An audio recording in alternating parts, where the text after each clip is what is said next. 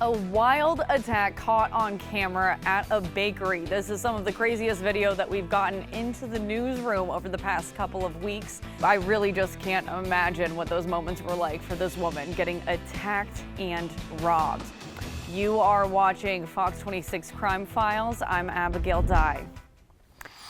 Now, that robbery happened the day before Christmas Eve, and that video that you saw is from a Houston bakery. Police are still looking for that suspect. Let's go ahead and hear the whole story from our reporter, Sherman DeSalle. December 23rd, 6:40 a.m., a female customer was in Las Two Hermanas Bakery on the 7200 block of Bissonnet. She told the staff a man was outside acting suspicious and decided to wait inside until he left. Surveillance video shows minutes later that same man walked into the bakery and demanded the woman's purse. She refused to give it to him, walked behind the counter and even toward the kitchen area. The man then hits her in the face several times. Was that your first time having to see something like that in your shop? No, it's not the first time. The owner of the bakery, who chose not to go on camera, tells Fox 26 that two men who walked into the store threatened to harm the man if he didn't stop. The man then went outside, and as the staff locked him out, he grabbed a bat from the truck. They tried to get him out, and then they locked the door, and he get angry and broke the glass. That's the only thing. Does this worry you, stuff like that? Yeah, for the ladies, because we hope they never come with a gun or something. The owner says the shop has been open for about 10 years and was almost robbed by someone before. These types of crimes are happening too often, and he's hoping the new mayor will help to dissolve the problem. They always say they're gonna try to put more police on the streets, but it's almost same every year, even worse. Now, this one is pretty crazy, so try and keep up. Police arrested a man charged with kidnapping, accused of holding a woman hostage for years in his garage. Police even went out to the house and busted into that garage, but only found a dog. Matthew Seedorf breaks this one down.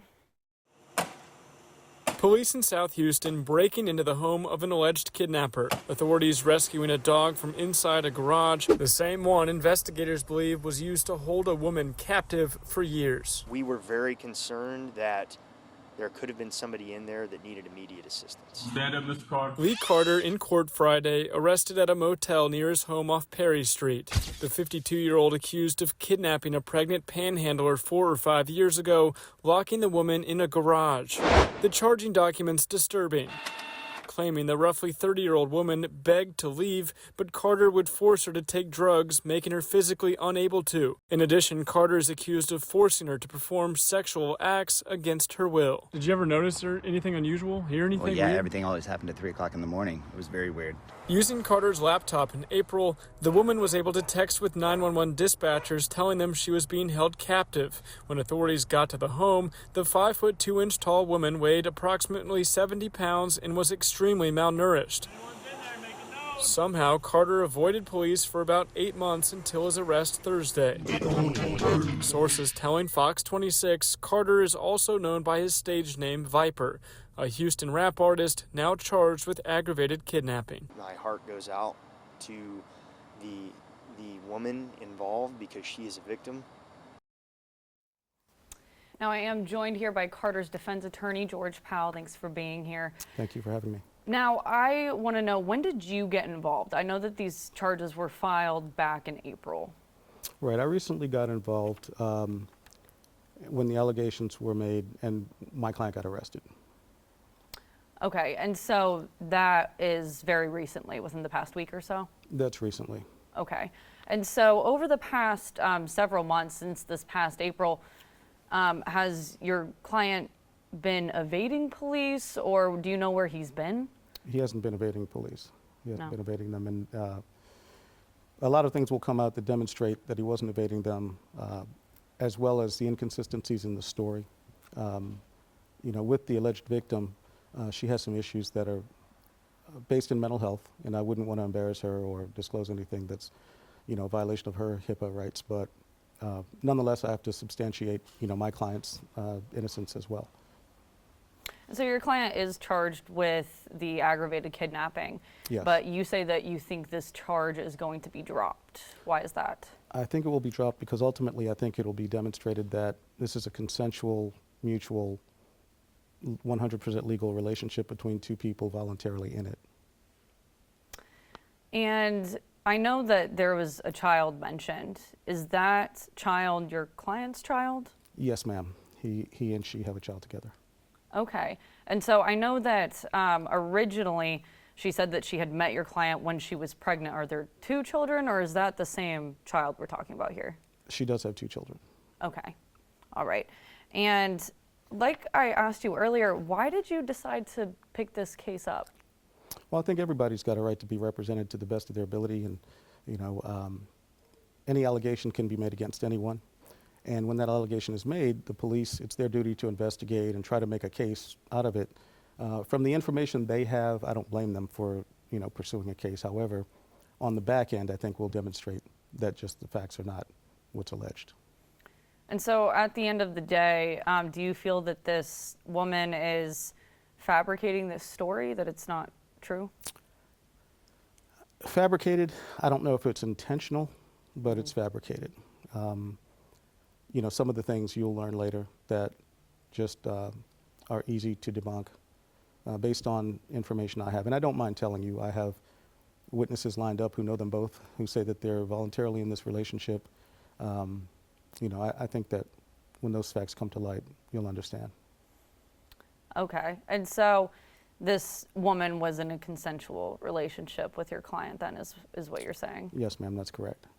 All right. And at this point, do you have any idea where she or your client's child is? I know where they both are, and they're both safe. I think law enforcement is aware of where she is too, but they're both safe and they're both here in the city. Well, she's in the city. Okay, and so did it surprise you when law enforcement went out to your client's house to look back into the garage? Is that something that is shocking about this case to you? If you could clarify that a little bit, I'm not sure exactly what you mean. So if law enforcement know at this point where this woman is, does it surprise you that they went back out to your client's garage to try to break in to find her? They may have gone to break in before knowing where she was. Mm-hmm. And I don't blame them for anything that they do. I mean, they're law enforcement. I live in this county too, and if I made an outcry to the police, I would want them to investigate as well. But not all things are always as they appear, and I think we'll clear all that up. And that kind of rolls into my next question. Is that what you want the public to know about this case? When you say what I want them to know, just in terms of us clearing it up, mm-hmm. Yes, that it will be. Documentary evidence will demonstrate that Mr. Carter, my client, was not doing anything illegal. He was taking care of his girlfriend. Well, thank you so much for clarifying all of these details. I know this was a very convoluted case, and there was a lot of back and forth as to what exactly was going on. So I appreciate you coming in to give us your side of the story. Thank you, and I appreciate the opportunity to give you a little bit of his story. Thank you. Yeah, absolutely. Moving on here, we have some more crazy and really disturbing video. I'm serious. This video is very disturbing, so viewer discretion is advised. An elderly man is brutally beat during a robbery. I spoke with his daughter, who says her dad is still recovering. A brutal assault and robbery caught on camera. A 30-year-old man beats an elderly disabled man to the ground multiple times. I was only able to watch once, and I cried a lot. It's hard. It was hard. Jessica Hurtado says her dad, Florentino, is 69 and has Alzheimer's. She says he was confused when, as you see here, he tried to get into the wrong car. The suspect comes out and immediately punches Florentino, beating him to the ground as his friend simply watches. The suspect even walks away at one point, but returns to go through Florentino's pockets. Then kicks and stomps Florentino, knocking him to the ground every time he tries to get up. After 8 total punches and 4 kicks, the two get in their car and drive off. Jessica says her dad is still recovering. It's been hard at the fact that this happened, right before Christmas. We weren't even able to really celebrate Christmas. Police arrested Travion Lockridge and DeRoderick Stevens, both charged with aggravated robbery in the case. Court documents saying that Lockridge stole the victim's phone during the attack. Lockridge, who appears to be the one beating Florentino in the video, had his bond set to $50,000 this week, a number that Jessica says is much too low for this brutal attack. We just want justice for my dad. That's all we want. It's just sad. It's really sad. My father did not deserve this at all. Both of those suspects are still behind bars now. Moving on to more really intense video. We have a lot of it in the show this week. A police chase with a big rig turns into an hours-long standoff. Our anchor, Anthony Antoine, was live walking us through this entire story step by step as it was happening in real time, and he put together some of the highlights for us. 1:43 p.m. Sky Fox captures the first of at least 3 clouds of green smoke coming out of the passenger side of the cab. We believe officers were trying to smoke out the driver, but no movement. By 2:30, members of the SWAT team arrive and traffic on the feeder road is shut down. 2:49, a chopper from the sheriff's office lands on I-10 westbound. You can see an officer runs towards the action. 3 p.m., that feeder road is now a staging area for law enforcement. Then, about 6 SWAT team members move in and open the back of the shipping container. It was empty. 3 minutes later, at 3:08 p.m., robots and a drone are deployed, giving officers a look at the suspect through the front windshield. 3:21, with a gun drawn, peeking out of an armored vehicle, a SWAT team member is looking through the barrel of his weapon face to face with the suspect. Using non-lethal force, he would fire at least 2 shots. This chess game would soon come to an end. 3:35, what officers call a rook, moves in and makes a hole in the cab. They throw in a canister of smoke, while the rook continues to gut the cab. Close to 4 p.m., the SWAT team and a K-9 unit moves in, surrounding the suspect from both sides and then dragging him out of the truck. His face covered in blood, he walked to a nearby stretcher and was taken to the hospital. Minutes later, the truck would be hauled away. Now, the man arrested that day went to the hospital and is now charged, but after getting some medical treatment, he was booked into jail. 42-year-old Trinidad Cutshell is charged with felony evading. He has posted his bond of $50,000 and is due back in court in February. Moving on to a very disturbing case. This one is hard to tell you about. The FBI arrested a man accused of raping a toddler in a public Galleria restroom and filming it. I know, it honestly disgusts me. It's hard to even say that, but it's important that we give you this information and keep you informed about these things happening. Our Natalie He has these disturbing details. The FBI has arrested Arthur Hector Fernandez III and charged the 29-year-old with sexual exploitation of children. Fernandez is pictured here on his private Instagram with the username allegedly Hector. His account was named in court documents that detailed the disturbing allegations that he and at least 6 other unidentified men sexually assaulted and raped a toddler at what appeared to be a Galleria Mall bathroom. Court documents say last month the Australian Centre to Counter Child Exploitation reported 4 explicit videos found on the dark web to the FBI in which at least 2 toddlers, ages 2 and 3, were filmed being sexually and verbally assaulted by multiple men at once.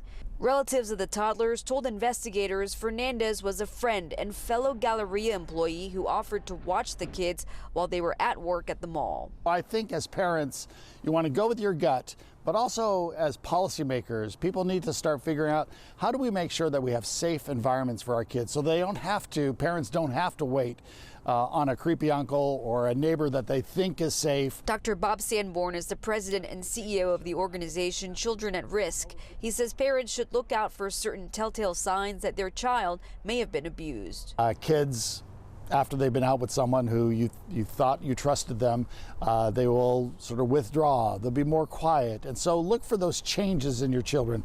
Bedwetting, not eating, all of these things are sort of signs that something isn't right with your child. In this case, we're talking about toddlers. They really couldn't communicate. They didn't know what was right and wrong. Moving on here to more insane video. I told you we have a lot of it today. This robbery you're about to see could seriously be out of a movie. Ski masks, guns, victims on the floor. Matthew Seedorf has that story for us. New dramatic video from Friday's pawn shop robbery. 3 masked thieves inside Cash America Pawn in southeast Houston wearing navy and black. One suspect making a worker open the safe, a second dragging the staff member into the room at gunpoint. The fact that they move in quick and it's almost like they have been inside the store before, or at least had knowledge of kind of how the store is laid out.